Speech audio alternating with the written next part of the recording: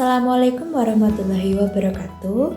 Halo semuanya, perkenalkan nama saya Rofi Fahana Mahfuja dengan NIM 2386202156 dari Program Studi Pendidikan Guru Sekolah Dasar. Pada video kali ini, saya akan mempresentasikan materi mengenai strategi model belia dalam pemecahan masalah matematika di sekolah dasar. Oke, langsung saja kita simak videonya.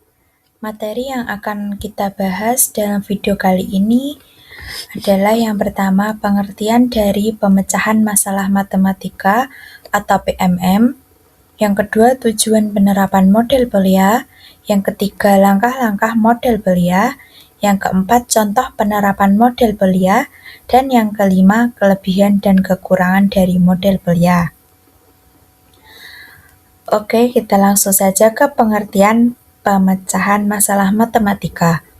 Pemecahan masalah matematika adalah proses berpikir untuk menemukan solusi dari suatu permasalahan matematika dengan menggunakan pengetahuan, konsep, dan strategi yang telah dimiliki.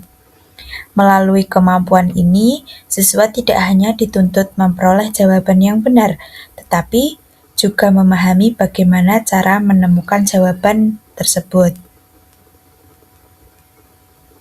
Untuk selanjutnya, apa sih model belia itu?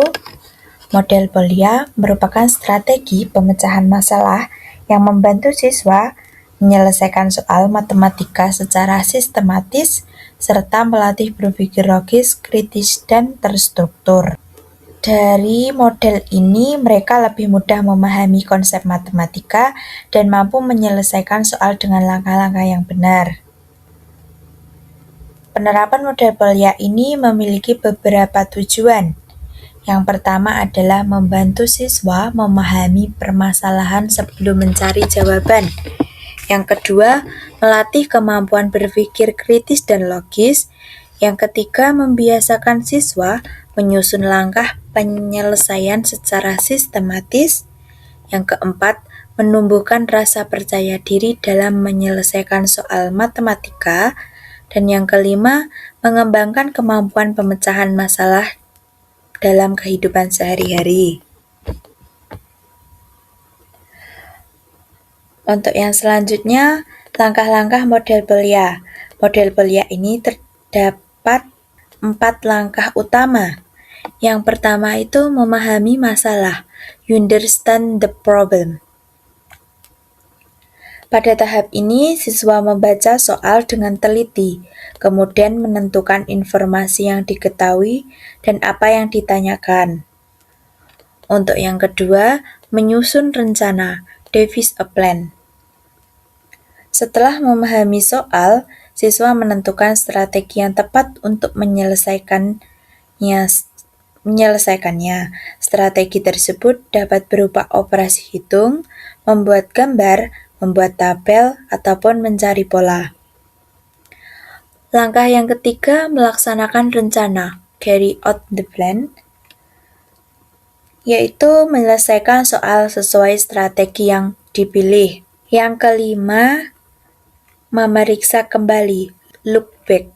Siswa mengecek kembali proses dan hasil penyelesaian untuk memastikan jawabannya sudah benar atau belum. Sekarang kita masuk pada contoh penerapan model belia.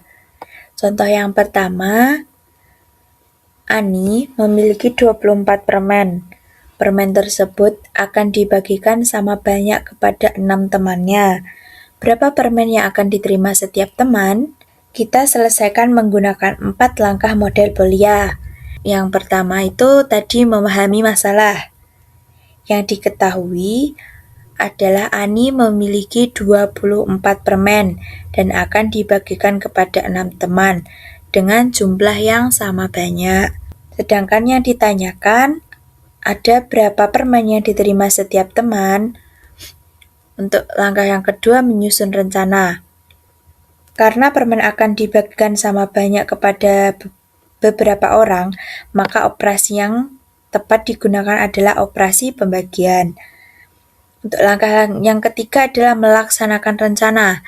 Maka kita hitung dari 24 permen tadi dibagikan kepada 6 temannya.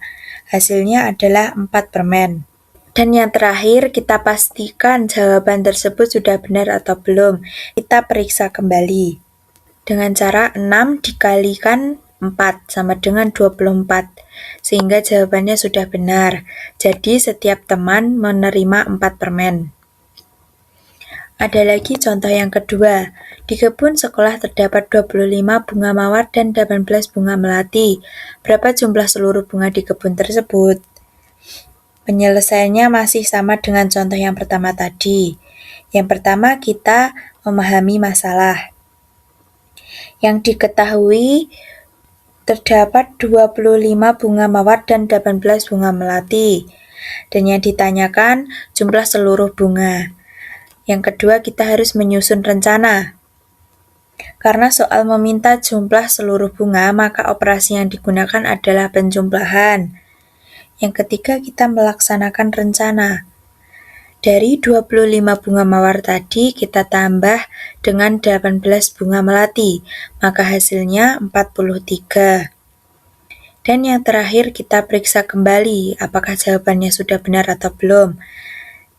Jadi menghitungnya 43 dikurangi dengan 18 sama dengan 25, sehingga hasil perhitungannya sudah benar. Jadi jumlah seluruh bunga adalah 43 bunga.